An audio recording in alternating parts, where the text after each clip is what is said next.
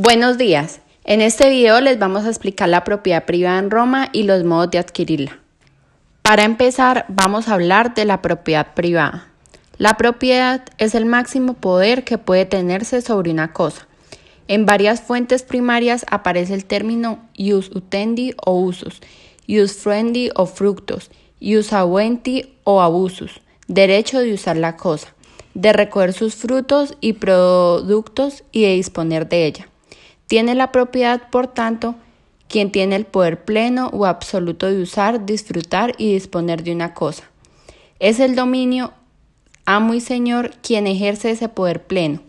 Sin embargo, es necesario profundizar en este origen del concepto, pues es claro que en esa fuente primaria no existe como tal una definición del derecho de propiedad. Por otra parte, la propiedad de las cosas era un concepto más colectivo que singular, si tenemos en cuenta el poder del pater familias sobre las personas y las cosas de su familia. Por ello, al pater le correspondían los bienes, patrimonio, y a la mater el cuidado de los hijos, matrimonio. Por otra parte, el derecho de propiedad se presentaba entre los romanos en formas distintas: la propiedad quiritaria, la propiedad bonitaria, la propiedad peregrina y la propiedad provincial. La propiedad quiritaria era la que resultaba de los modos de adquirir propio del derecho civil o derecho quiritario. La propiedad bonitaria o in bonis habere resultaba de la adquisición de una cosa mancipi por simple tradición u otro medio de los no reconocidos por el derecho civil. La propiedad peregrina era el derecho de los extranjeros sobre las cosas, extranjeros a quienes, sin llegar a ser titulares del dominio, el pretor les concedía acciones especiales para su protección. Por último, la propiedad provincial se refería al derecho que recaía sobre los fundos provinciales que pertenecían al Estado. Aunque sobre estos bienes no podía existir un verdadero dominio, el poseedor ejercía una especie de usufructo pagando un tributo al Estado.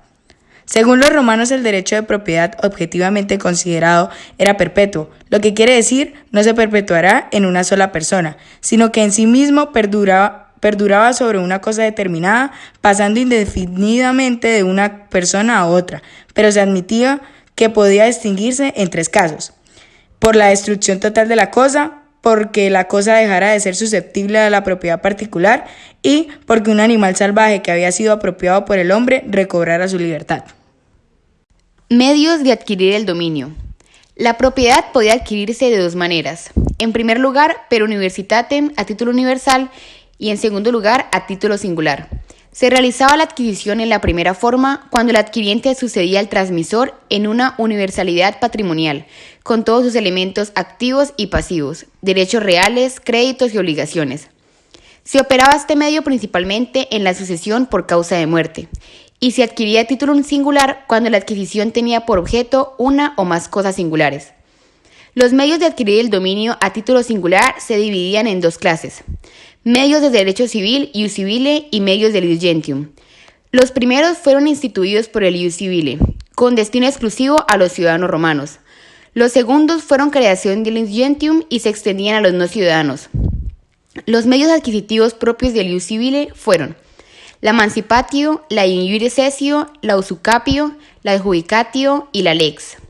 Los del ius gentium fueron la occupatio, la traditio, la accession, la especificación, la percepción de frutos, la confusio y la commixtio. Según la doctrina moderna, los modos de adquirir el dominio se clasifican en modos originales y modos derivados o derivativos. En los modos originales, la propiedad se constituye de manera independiente de otros propietarios, como en la ocupación, la accesión o la usucapion.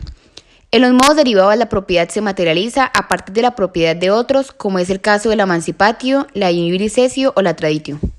Mancipatio era una transmisión del derecho de dominio de una persona a otra bajo el símbolo de una venta y con el empleo de la forma ritual y solemne denominada per aes et librand. Debían comparecer el enajenante y el adquiriente en presencia de 5 ciudadanos romanos púberes y otro ciudadano que en este acto solemne se denominaba libripens, el cual tenía en sus manos una balanza. El adquiriente afirmaba su derecho de dominio en términos solemnes, golpeando la balanza con una moneda de cobre que entregaba al enajenante como símbolo del aprecio. El enajenante asentía a todo aquello y de ese modo quedaba operada la adquisición, quedando el adquiriente como propietario ex iure quiritium, propietario quiritario.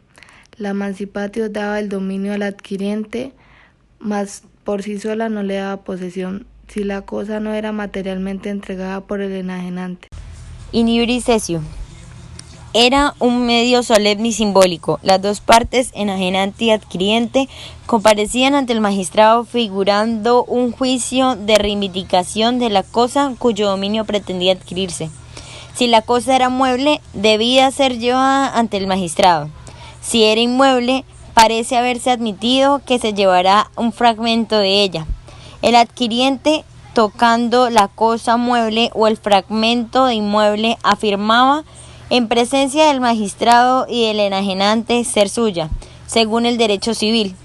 El enajenante declaraba ser cierta tal afirmación y en vista de aquello, el magistrado declaraba propietario al adquiriente. Medios de adquirir el dominio. Ocupación. Consiste en llevar al poder de una persona con el ánimo de apropiación las cosas que no pertenecen a nadie y que son susceptibles de propiedad privada. La invención o hallazgo. La ocupación de cosas inanimadas que nunca han tenido dueño o que han sido abandonadas por su dueño. La ocupación por causa de guerra. Por cuanto los romanos consideraban al enemigo en guerra fuera de derecho, de allí deducían que su persona y sus bienes eran materia de ocupación.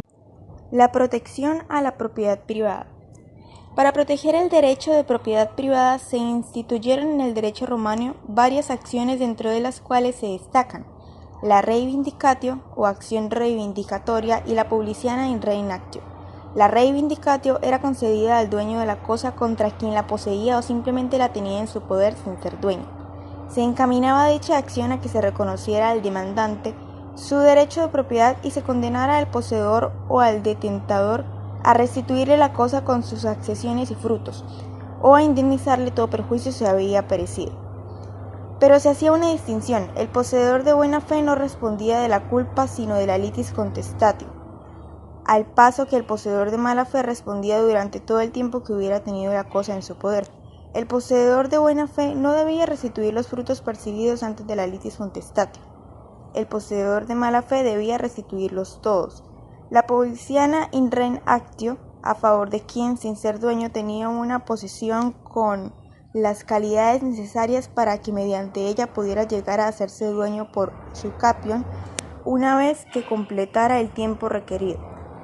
Vale decir que la acción publiciana fue creada a favor de quien se hallara en vía de adquirir por usucapión el dominio de una cosa.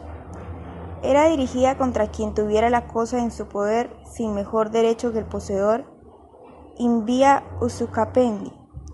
Sus efectos eran en todos análogos a los de la reivindicatio. Bueno, muchas gracias. Esto es la propiedad privada en Roma.